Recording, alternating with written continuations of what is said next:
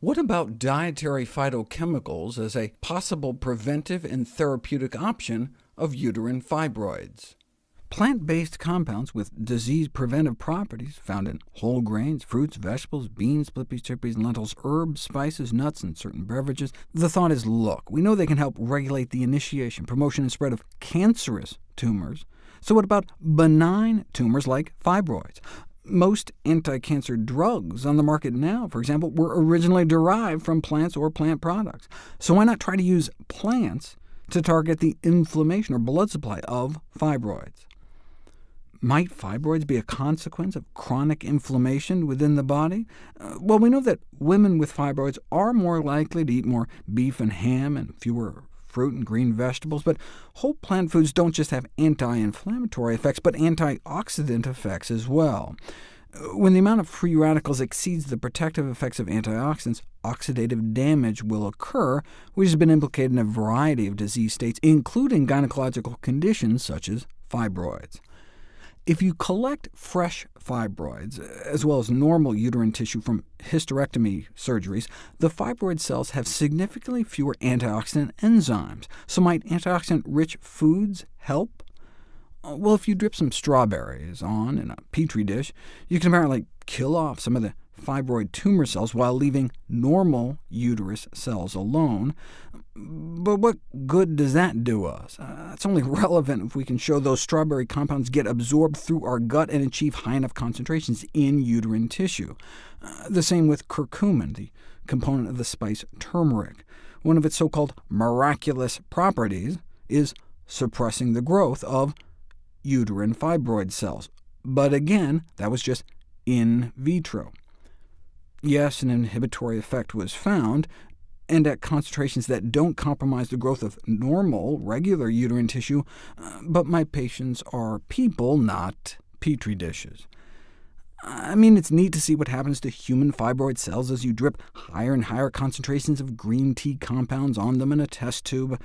I care less about what happens in vitro or in mice, whether or not they have any clothes on, but there were no randomized controlled clinical studies until now, or at least 2013. Subjects were randomized to green tea extract or placebo for 4 months. In the placebo group, fibroid volume increased 24%. That's what fibroids do. They continue to grow. However, those randomized to the green tea group showed a reduction in total fibroid volume, and not just by a little, a dramatic decrease, shrunk almost a third, a highly significant difference. OK, but did the women feel any better? Yes, a dramatic decrease in symptom severity as well.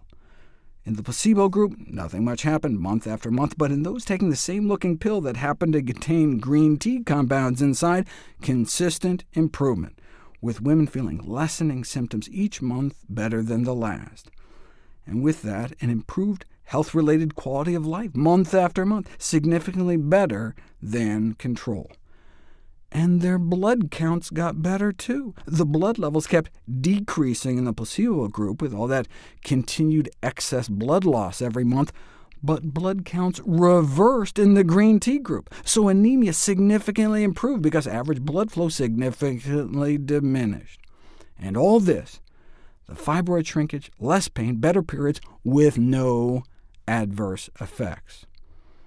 So not only comparable results than the drugs that are commonly used without the side effects, but comparable results to uterine artery embolization, where they try to cut the blood supply to the fibroid, which is great, unless you accidentally cut the blood supply to the rest of the uterus and cause uterine necrosis, one of many reported major complications, which also includes death not only of the fibroid, but of the patient, and other potential complications that may arise from accidentally clogging off non-target arteries. So a side effect-free solution as good as a more invasive procedure is potentially better than, in my book.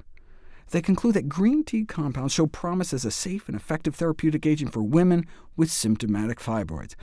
Such a simple, inexpensive, and relatively safe therapy could improve women's health globally. Now, relatively safe doesn't mean risk-free. Although there were no liver function abnormalities detected, this was a small study. If you give green tea extract pills to 1,000 women for a year, like they did in this breast cancer trial, in about 1 in 17 women, their liver started to get inflamed, a few of which became serious. Now, the dose they used in this study was twice that of the fibroid study, and it's not completely clear if the pills were the only cause, but in general, we should try to avoid extracts and get nutrition in foods as grown, or at least foods as grown dunked in hot water, like green tea. Now, they had to use pills in this study because they wanted it to be a double-blind study, and it's hard to create a fake placebo tea that looks, smells, and tastes like the real thing. So I don't think we should be taking green tea extract pills. We should drink green tea. The problem is that the dose they used was like 11 cups a day worth, which would be a lot of caffeine. But look, you could choose decaf, and it's not outside the realm of possibility to drink a couple quarts of tea a day, especially if it's going to shrink your fibroids so much you can keep your uterus or something. Though, look, for all we know, 5 cups of tea a day would work, or 3 cups, or 1 cup a day. Right? No other dose has been tested. But you can test it in your own life. If you have fibroids, it couldn't hurt to add a few cups of green tea to your daily diet and see if you start feeling better.